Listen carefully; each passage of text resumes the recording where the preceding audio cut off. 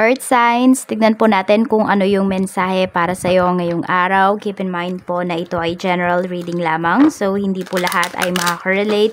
So, be open-minded. Sa mga hindi pa po nakasubscribe dito sa ating channel, please subscribe na po kayo. And palike na din po ng ating video. At sa mga nais naman po mag-avail ng ating private readings, ng ating Evil Eye Amulet, ng ating Pierce Bracelet, may kita nyo po yung link sa description box at sa comment section. Ipipin ko na rin po para mas madali po ninyong makita. Tignan natin kung ano yung mensahe para sa iyo. We have unplug. So, marami sa inyo earth signs. Need nyo muna siguro mag-relax. Okay? So, pwedeng sobrang hectic ba ng schedule ninyo nitong mga nakakaraan. Ngayon po kayo bumawi sa inyong sarili. Sabi dito, recharge your soul batteries by unplugging from the digital world. So, siguro, meron dito, nagde-deactivate muna kayo ng inyong mga social media accounts. Ayan, ayaw nyo muna makarinig ng mga negative news. Connect with yourself by disconnecting from distractions such as other people's to-do list.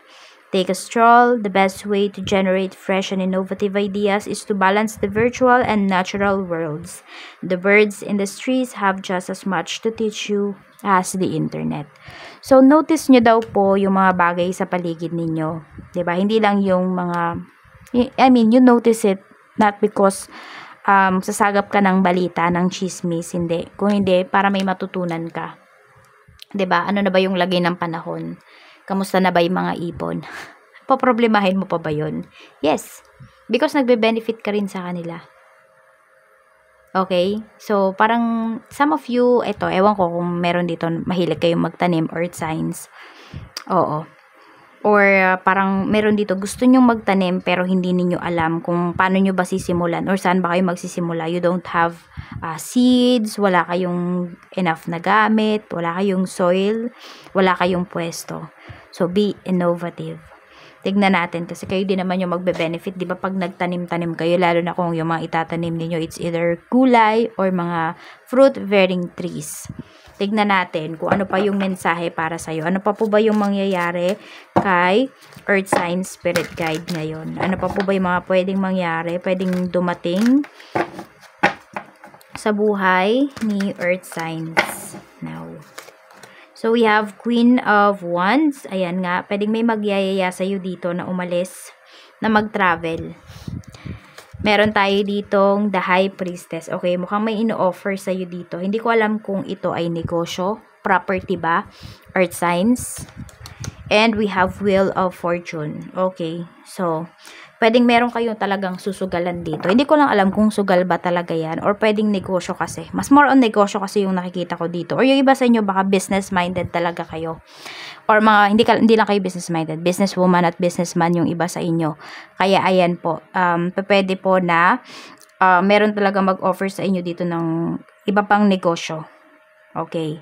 Tapos, meron din dito na pwedeng mga, mga kapwa mo, mga businessman, businesswoman, nasa business world kayo. Pwedeng ito. Pwede na merong meeting, may conference kayo na atenan, at ito po, pwedeng afternoon mag-e-enjoy talaga kayo. So, yan, maganda yung energy na pinapakita dito. Ayan, may pag-travel talaga na pinapakita sa inyo. So, yung iba naman po sa inyo, pwedeng hindi ito regarding business. Kasi di naman lahat ng earth signs natin ay business-minded na tao. So, pwede po na ito ay more on about mag-enjoy lang po kayo. Baka may nag-invite sa inyo na isang kaibigan, may nag-invite sa inyo dito na could be your person. Ayan po. Baka papakilala ka na niya sa family niya. So, iba sa inyo, pwede rin may ikakasal dito. Kaya gusto ninyong makapag-relax para naman, di ba, maganda kayo at gwapo kayo pagka wedding day nyo na. Tignan naman natin pagdating sa family. We have 9 of coins and we have 3 of swords. Ayan. So, parang meron kang pinagkatiwalaan dito pagdating sa family members mo. Pero meron ditong nag-traitor sa'yo. Earth signs. So, isang family member ito. Ayan. Pwedeng ito, paano kanya trinaidor ng isang family member na to or could be relatives mo. Sinasabi niya dito na meron siyang negosyo, ganun. So, parang pinag-invest ka niya tapos wala naman pala. Ayun. So, nagtiwala kayo, sinira nitong taong to yung trust mo. Oo. Yan, siguro kasi nasa malayo yung iba sa inyo. Tapos siguro akala ng mga tao sa paligid mo nag-e-enjoy ka lang. Yung perang kinikita mo, yung perang ibibigay mo sa kanila ay maliit lang yun na porsyento. Siguro, some of you, maliit lang ngayon na porsyento. Pero nandun yung ano na pinagkatiwalaan mo siya at pinaghirapan mo din naman yung pera na binigay mo sa kanya. Kaya lang hindi kasi pinahalagaan. Ayan o, ang bilis lang naubos. Tapos wala ka namang nakita na negosyo. So yun, parang trinayder talaga kayo dito. Sa mga kaibigan mo naman, we have the Hanged Man. And we have Stairway to Light. Okay. So, ito, nagdadalawang isip po kayo pagdating sa inyong mga kaibigan. Kasi pwedeng meron kang kaibigan dito na lumalapit sa'yo ngayon, Earth Signs, na sinira na nung taong to yung trust mo. Okay, so parang nandun ka na ano ba, papaniwalaan ko pa ba siya, pagbibigyan ko pa ba siya. So, yun siguro yung mga gusto ninyong takasan. 'Di ba? Yung mga negativities na nangyayari sa inyo. Kaya if ano na talaga kayo, burn out na kayo sa mga nangyayari sa inyo, ayan, iwas muna po kayo. Enjoyin nyo muna yung sarili ninyo. Diba? Hayaan nyo munang mag-enjoy po kayo. Pagdating naman sa relationship, we have 3 of Wands. So, ayan nga, pwedeng may makikipagkita sa'yo dito. May magta-travel. Queen of Swords. Pero yung iba sa inyo, okay, pwedeng meron dito nasa long distance relationship po kayo. At okay, pwedeng pinakalala ka na ng person mo sa family niya. And some of you naman, pwedeng ito yung pinag-uusapan ninyo. Tapos, nagdududa ka kasi pwedeng, ayun, umiiwas yung person mo pag yan na yung topic po ninyo. Kaya tignan mo rin. Oo. Kasi, ayun, diba, yun lang yung nare-request mo sa kanya, pero hindi pa niya mapagbigyan. We have 2 of Cups. But this person naman loves you. Ayan, siguro, ano lang, hindi pa siya talaga ready. Siguro, pwedeng sa tradisyon nila, pag may pinakilala, yun na kagad yung papakasalan. Tipong ganun. Kung hindi pa kayo nakikita ng person mo, gusto niya muna magkita kayo bago kanya ipakilala sa family niya. So, mga ganun. Tignan natin. Okay. We have naman 9 of Swords pagdating sa pera. So, medyo may problem yung iba sa inyo pagdating sa pera. Ayan, the Tower. Medyo may nai-stress dito. May na-depress because of nawala ng pera. Makakabawi pa ba kayo?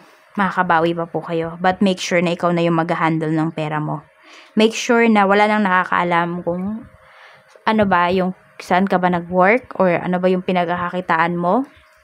Magkano ba yung kinikita mo. You promise yourself Earth Signs. Tignan natin pagdating naman po sa trabaho. We have Page of Swords. And we have 3 of Cups.